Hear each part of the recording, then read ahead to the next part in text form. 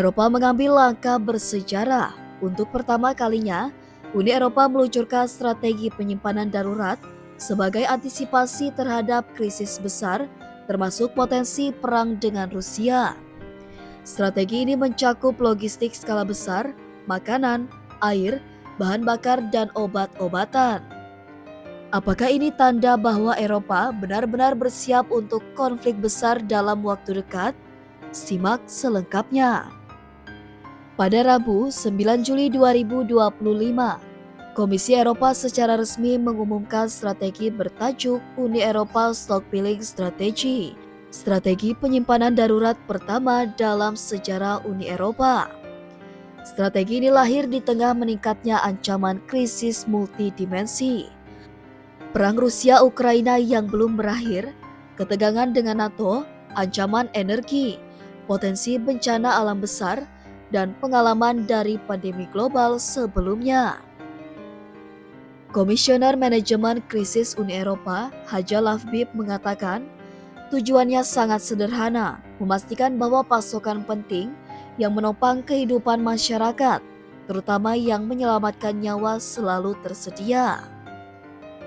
Barang-barang yang akan disimpan dalam skema darurat ini meliputi makanan pokok dan air bersih, obat-obatan dan perlengkapan medis, bahan bakar untuk transportasi dan energi, perlengkapan penyelamatan jiwa seperti tenda, selimut, dan lampu darurat.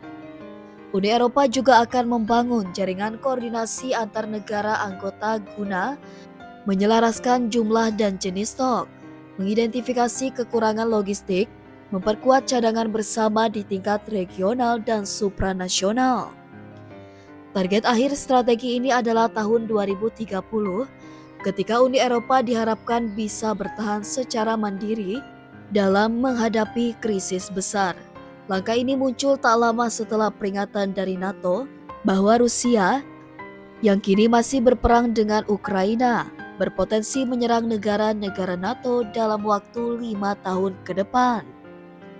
Beberapa negara garis depan seperti Finlandia, yang berbatasan langsung dengan Rusia sejauh 1.300 km, telah lama menjalankan sistem penyimpanan nasional, baik sipil maupun militer. Komisioner Lahbib mengatakan, tentu saja jika Anda punya perbatasan sepanjang 1.000 km dengan Rusia, Anda akan merasa terancam. Tapi di Spanyol, ancamannya bisa berbeda, seperti kebakaran hutan. Poinnya, tidak ada satu solusi untuk semua, tapi semua negara anggota harus siap. Uni Eropa juga meluncurkan kampanye publik sejak Maret 2025, mengimbau semua rumah tangga untuk memiliki paket bertahan hidup selama 3 hari, berisi air minum, makanan siap saji, senter, baterai cadangan, dan perlengkapan dasar. Lahbib menjelaskan, orang-orang bisa kehilangan akses terhadap energi atau air kapan saja, maka kita perlu sistem stok darurat yang tersebar dan merata. Lebih dari sekadar logistik, strategi ini merupakan sinyal politik. Uni Eropa ingin mengirim pesan bahwa mereka tidak lagi terlalu bergantung pada bantuan eksternal, mampu mengelola krisis sendiri, membangun otonomi pertahanan sipil dan logistik.